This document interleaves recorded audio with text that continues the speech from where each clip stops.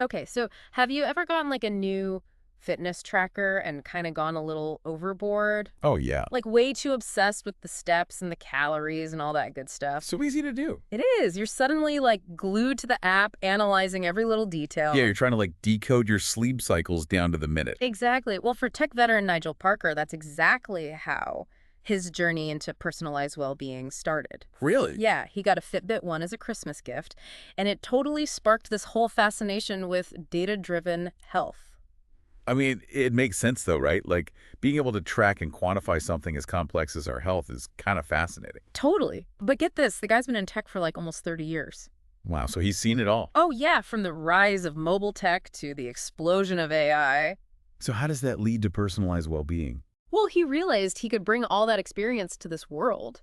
Makes sense. But it wasn't like an overnight thing. He kind of went on this whole data-driven journey, starting with wearables. Then he got into genetic testing and even started tracking his caffeine intake to optimize his sleep, Well, the guy was like a walking experiment. basically. And it's actually a growing trend, people wanting to understand their own health data, not just relying on what their doctor tells them. Yeah, taking control of your own health. Exactly. And Parker actually shared some key takeaways from his experiences, even gave a TEDx talk in Auckland about it. Oh, cool. What did he say? Well, one thing that really stuck with me was his point about motivation being fleeting. Oh, yeah, I feel that. Like, we've all been there, right? Yeah. Super gung-ho about a new diet or workout plan, only to fall off the wagon a few weeks later. All the time. Exactly. And Parker realized that you need more than just motivation. So what's the secret? He said you need a clear vision, almost like a roadmap for your well-being. I like that. A roadmap. Right. And it ties into his second takeaway, flexibility, cause life happens, right? Oh, yeah. Tell me about it. Exactly. Your job gets crazy, you go on vacation, whatever it is you need to be able to adapt. So it's not about being perfect. It's about finding what works for you. Exactly. And that's where his third takeaway comes in the power of data. Okay, so how do you actually use data to stay on track? Well, by tracking his health metrics, Parker could see objectively what was working and what wasn't. So it's like having a feedback loop for your well-being. Exactly. And it helps you understand the why behind your health, not just how many steps you're getting. Right, because it's about so much more than just the numbers. Exactly. And that leads us to Parker's fourth lesson, mindfulness. Oh, mindfulness. How does that fit into the data-driven approach? Well, it's about tuning in to your body's signals, understanding your emotional patterns, not just focusing on the numbers. So it's about connecting the dots between the data and how you actually feel. Exactly. It's like I was so focused on getting 8 hours of sleep that I didn't realize I was still waking up exhausted. Wow. So the data can be deceiving. It can be, but when you combine it with mindfulness, it's like you get this whole new level of understanding. That makes sense. And speaking of understanding, Parker's fifth lesson is all about experimenting, like treating your health changes like a science experiment. Interesting. So trying different approaches and seeing what sticks. Exactly, because what works for one person might not work for another. That's so true. Everyone's different. Exactly. And this is where it gets really interesting. Parker's final lesson emphasizes that technology should enhance human experience, not replace it. Okay, I like that. So it's a tool, not a dictator. Exactly. It's about using data to empower your own intuition and decision making. So it's about finding that balance. Exactly. And this is actually what led Parker to co-found Vivara. Vivara. What's that? It's a company that's using something called generative AI to personalize well-being guidance. And it's all started with this aha moment he had. Generative AI, that sounds pretty high tech. Break it down for me. What is that? So basically, it's a type of artificial intelligence that can create new content like text, images, music, even code, and it's all based on the data it's trained on. Okay, so how does that apply to well-being? Imagine having an AI companion that could analyze all your health data and offer personalized insights and recommendations. Whoa, that's like having a personal health guru. Right. It's like Vivara analyzes your sleep data, your exercise logs, even your calendar, and suggests the perfect time for a workout based on your body's natural rhythms. So it's like having a personal health detective on your side. Exactly. Okay, that sounds amazing. But who's behind this Vivara thing? Well, Parker brought in two incredible co-founders, Keith Patton and Manfred Schneider. And they're all about this AI health thing too. Oh, yeah, they bring a ton of experience in healthcare and business. Okay, so they're not just tech guys. Not at all, which is really important because they're dealing with something super sensitive, our health data. That's true. I'd be a little wary about handing over all my health information. Oh, absolutely. And Vivara gets that, which is why they're super transparent about their commitment to data privacy. Okay, so what are they doing to keep our data safe? They're building their platform with super robust security measures and adhering to all those regulations like GDPR and HIPAA. GDPR and HIPAA, those are the big ones, right? Yeah, they're like the gold standard for data privacy, Hmm. especially when it comes to our health information. So that means Vivara has to follow strict guidelines about how they collect, store, and use our data. Exactly. So it's not just about having cool technology, it's about using it responsibly. I like that responsible innovation. Exactly. And that's a core part of Vivara's mission.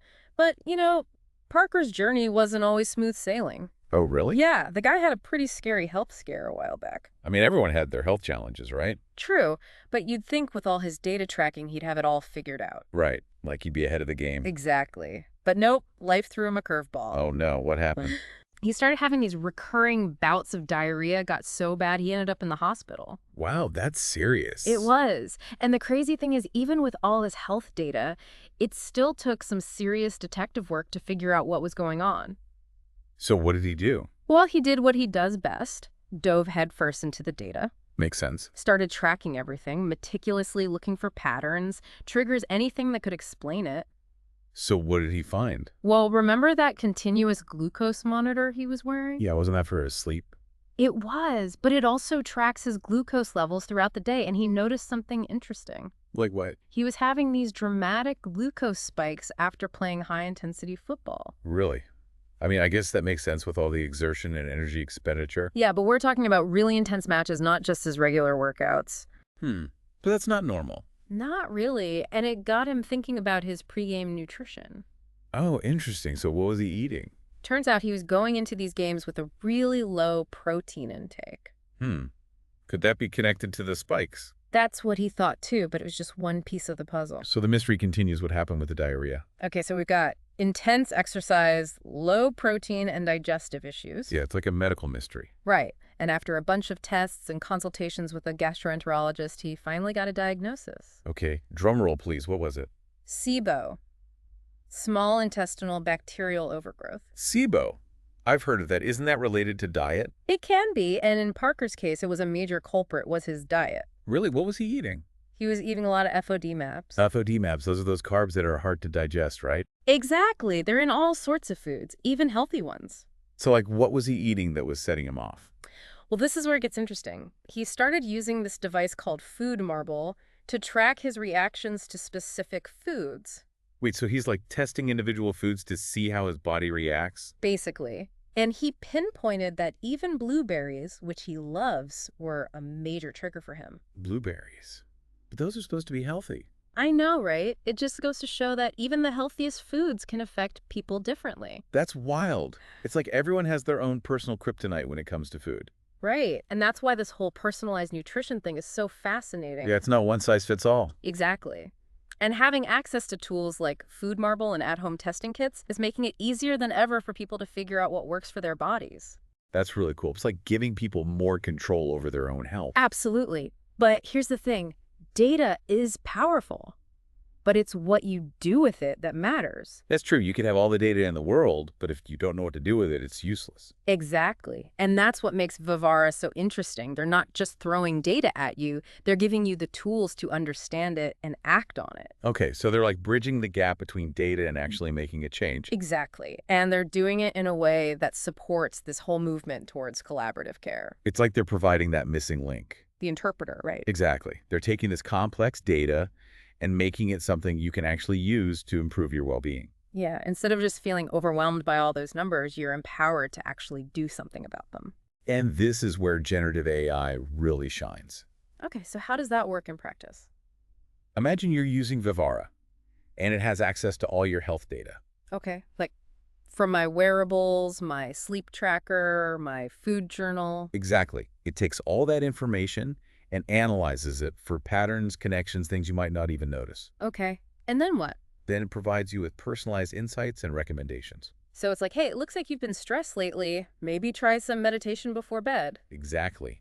Or it might suggest specific foods that could help with your nutrient absorption based on your genetic predispositions. Wow, that's incredible. It's like having a personal health coach available 24/7. Exactly. And the best part is it's all based on your unique data and needs. So it's not just giving generic advice, it's tailoring it specifically to me. Precisely. And this is something that sets Vivara apart. They're not just throwing out random insights. They're grounding their recommendations in established medical knowledge and vast data sets. So it's a combination of cutting-edge technology and solid science. Exactly. It's about bringing those two worlds together in a way that benefits the individual. So it's not about replacing doctors or anything. It's about giving people more information so they can be more informed patients. Absolutely. It's about empowering people to advocate for their own health, to have more productive conversations with their healthcare providers.